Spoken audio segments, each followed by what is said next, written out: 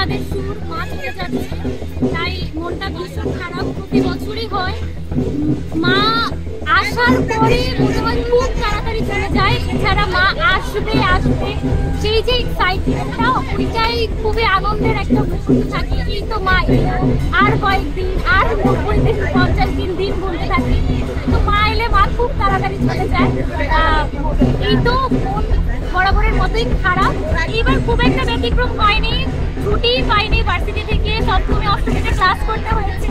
শুধুমাত্র নবমী দশমী ছুটি পেয়েছি, নবমীতেই টুকটাক বের হয়েছি।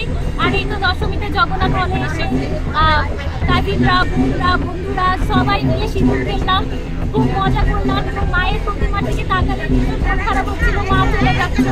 শেষবারের মতো মাকে চোখ জুড়ে দেখে নিলাম। তবে তারপরেও আশা করছি মা পরবর্তী বছরেও মায়ের আরাধনা করার মতো আশীর্বাদ দিয়ে মাকে আবার যেন পূজা করে নিয়ে আসতে পারি আমাদের কাছে।